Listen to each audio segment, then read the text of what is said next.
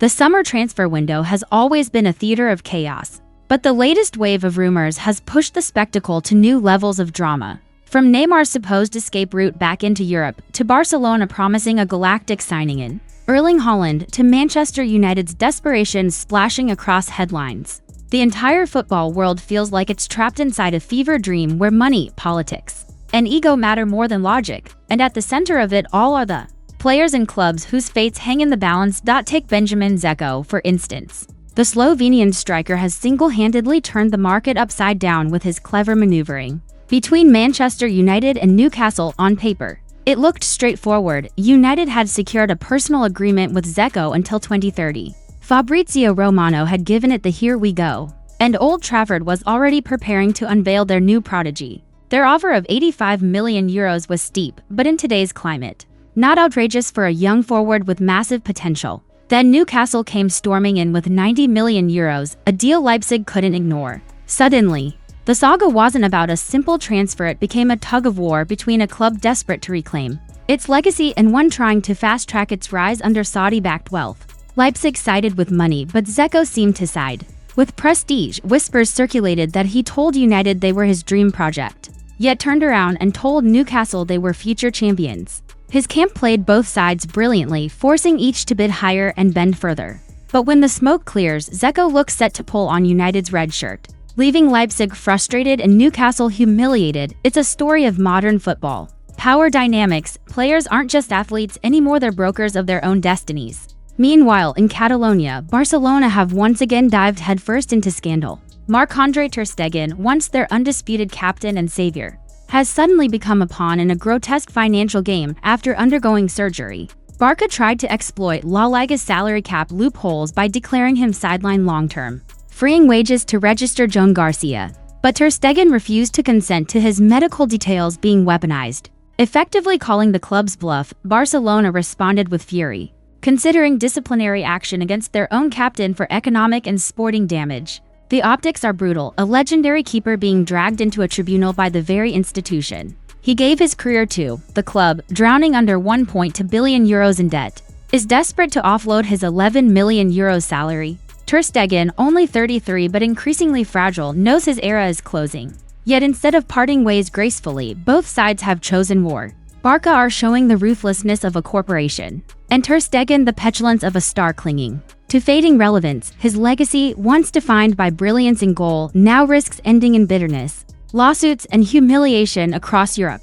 Manchester United have their own mess brewing, this time with a story so absurd it borders on parody. Spanish tabloids claimed United were preparing a €200 million offer for Vinicius Jr. Yes, the Vinicius who already plays alongside Bellingham and Mbappé at Real Madrid, who fights for Champions League glory every season and who has little reason to abandon Los Blancos for a club stumbling around mid-table in England.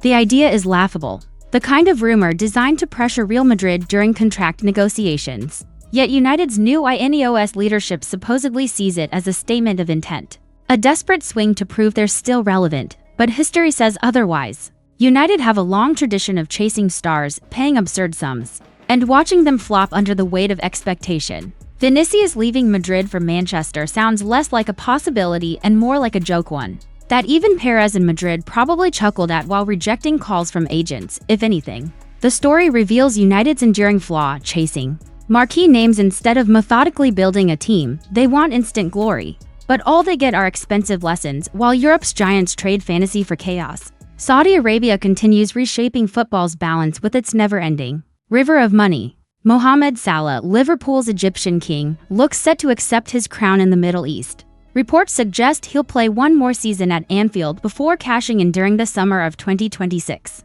Liverpool may cling to romantic notions of loyalty, but the reality is brutal. Money talks, and Salah's for £100 a week will soon look like pocket change compared to what Al Hilal or Al Ittihad will offer. For Liverpool, it's the beginning of the end of an era. Replacing Salah isn't just about replacing goals, it's about replacing an icon. Add to that Darwin Núñez being courted by Saudi clubs, and Arne Slot faces a nightmare rebuild. A team that once ruled Europe with fierce identity risks becoming a carcass picked apart by oil wealth. Barcelona, of course, couldn't stand by without inserting themselves into another circus. Joan Laporta has promised to sign Erling Haaland, If re-elected in 2026, it's classic Laporta, bold promises, shiny dreams, zero grounding in reality. The club, still shackled by debt, can barely register its current players. Yet he insists they'll drop €150 million on Haaland, who earns €30 million a year and is wanted by every powerhouse club. It's not a plan, it's campaign propaganda. And yet, the faithful buy it. Laporta knows selling hope is easier than selling financial spreadsheets. In truth, Barca would be lucky to land Julian Alvarez as a compromise. But even that feels like wishful thinking. Haaland is a fantasy Laporta's electoral lottery ticket. Elsewhere in England, Crystal Palace are writing their own tragedy with Marc Guéhi. A year ago, they rejected a £60 million bid from Newcastle, demanding £70 million. Today, Guéhi has just 1 year left on his contract, and Newcastle's new offer sits at £40 million. Palace, still delusional, demand £50 million, but everyone knows they've backed themselves into a corner. Guéhi, a top English defender, can simply wait out the season, leave for free, and pocket a massive signing bonus elsewhere. Liverpool, Bayern, and Barcelona are circling. Palace could have been sitting on a fortune, but instead they're staring at nothing. It's a textbook case of how arrogance and greed turn opportunity into disaster. And speaking of disasters, Liverpool's clear-out is reaching biblical proportions. Reports claim 7 players could be shown the door. From squad fillers like Tyler Morton and Kostas Tsimikas to marquee flops like Federico Chiesa. Nunez is all but gone. Harvey Elliott could follow him out under Jurgen Klopp's influence at RB Leipzig. And even fan favorites aren't safe. Liverpool's spending spree on Florian Wirtz and possibly Alexander Isak has left them bloated. And now the axe is falling. It's ruthless, it's shocking, but in the end, it's necessary. A club that wants to stay at the top cannot carry passengers. And then there's Neymar, once the golden boy, now football's eternal exile. Back at Santos, struggling with form, fitness, and motivation. He finds himself trapped in a team drowning near relegation. The dream of returning to Barcelona looks dead, but Juventus, yes. Juventus are circling, not because of football reasons, but marketing. Neymar, despite everything, remains a brand. His Instagram, his name on shirts. His these still sell, for Juve, still clawing their way back to European relevance. He represents a gamble that could pay for itself financially, even if it flops on the pitch. For Neymar, it's the last chance to stay in Europe, to prove he's more than just a fading Instagram celebrity. Santos can't save him. Al Hilal already burned him, but Juve? They might just offer him one final stage. This transfer window isn't about football, it's about theater, politics, and power. Clubs are gambling fortunes.